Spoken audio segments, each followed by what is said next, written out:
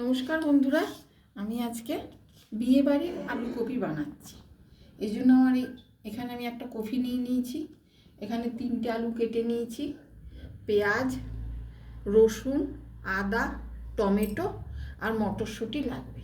এটা কিন্তু সর্ষের তেল দিয়ে হবে, সর্ষের তেল দিয়েই করতে হবে। প্রথমে আমি কড়াইতে তেল দিয়ে দেবো। এবার আমি কপি আর আলুগুলো ভেজে নেব।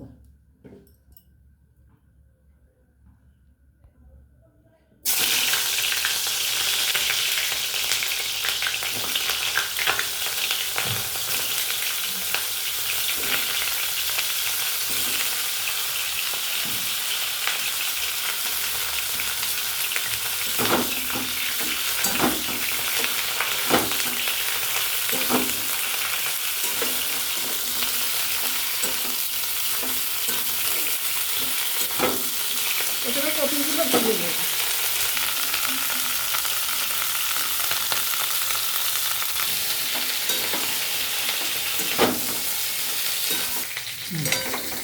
এই যে কপিগুলো ভাজা হয়ে গেছে, এবার আমি তুলে নেব।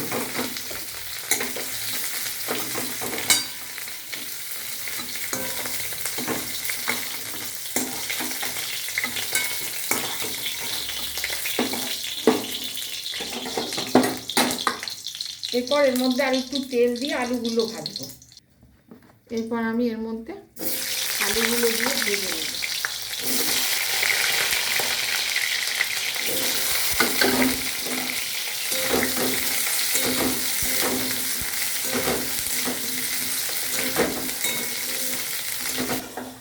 এই আলুগুলো আমার ভাজা হয়ে গেছে, এগুলো এবার তুলে নেব।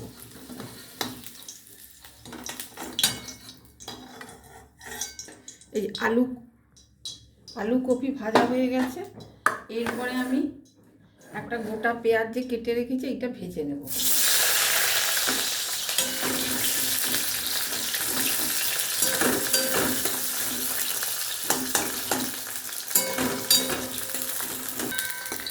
এই পেঁয়াজগুলো ভাজা হয়ে গেছে, ব্রাউন হয়ে গেছে। এইবারে এগুলো তুলে নেব।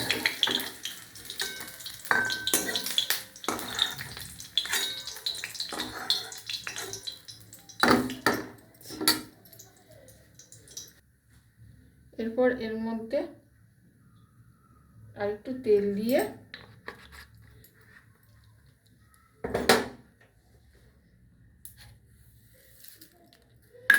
একটা তেজপাতা,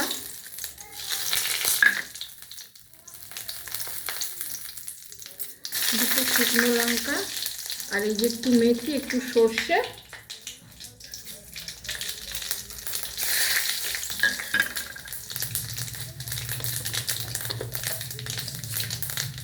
আর একটু জিরে ফোড়ন দেব।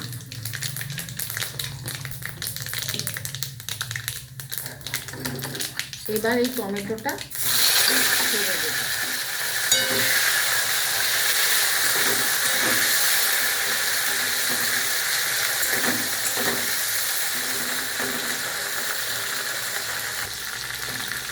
এখন এর মধ্যে পরিমাণ মতো লবণ দেব,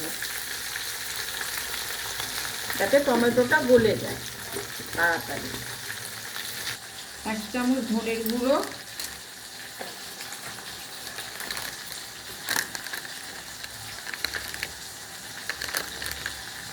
1 চামচের একটু কম লঙ্কার গুঁড়ো,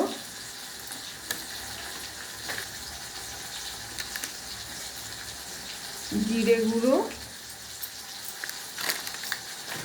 গরম মশলার গুঁড়ো, হলুদ, টমেটো কেচাপ দিয়ে একটা পেস্ট তৈরি করে নেব।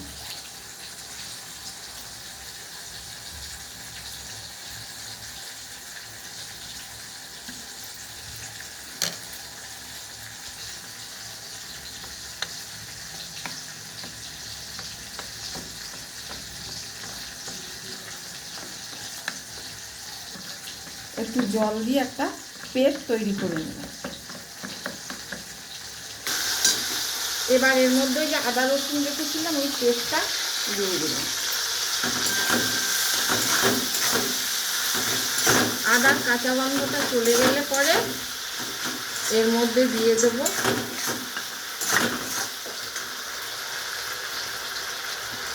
এই যে গুলে রাখা মশলাটা, এটা দিয়ে দিচ্ছি। ধনে জিরে গরম মশলা টমেটো কেচাপ এইটা দিয়ে দেবো। এইবার মটরশুঁটিগুলো দিয়ে দেবো।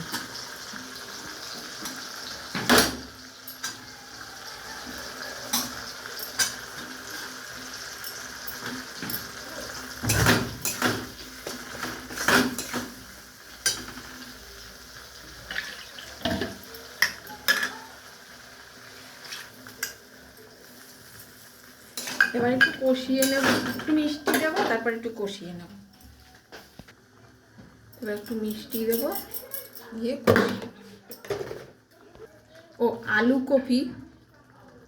কপি আবার এর মধ্যে দিয়ে দেব। আর এই পেঁয়াজ ভাজাটা দিয়ে দেব, দিয়ে এবার ভালো করে কষিয়ে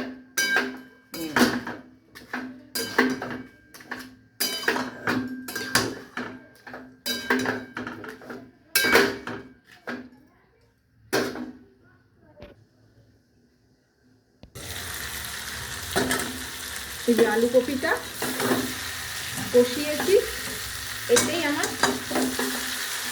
আলু আর কপি সিদ্ধ হয়ে গেছে। এই যে দুটোই সিদ্ধ হয়ে গেছে। এরকম শুকনো শুকনোও করতে পারেন, আবার যদি আপনাদের গ্রেভির দরকার হয় একটু জল দিয়েও দিতে পারেন, কিন্তু আমি এরকম শুকনো শুকনোই রাখি। এরপর এর মধ্যে দেব আমি ধনে পাতা কুচি, আর দেব এই যে কসুরি মেথি,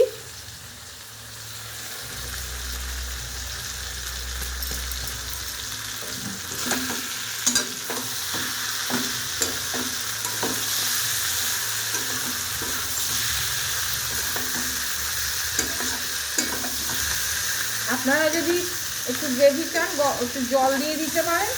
আমি এরকম শুকনো শুকনোই নামালাম। এই শুকনো শুকনোই রুটি পরোটা দিয়ে ভালো লাগে। আমার হয়ে গেছে, এবার আমি নামিয়ে নেব। এই যে বিয়েবাড়ি আলু কপির তরকারি আপনারা বানিয়ে খেয়ে দেখবেন, ভীষণ ভালো লাগবে। এটা লুচি রুটি পরোটা দিয়ে খুব ভালো লাগে, ভাতও দিয়েও ভালো লাগে। এটা সর্ষের তেলে হবে। আর ভালো লাগলে আমাকে কমেন্টস করে জানাবেন, লাইক করবেন, আমাকে সাপোর্ট করবেন, আর এই রান্নাটা শেয়ার করবেন সবার সাথে।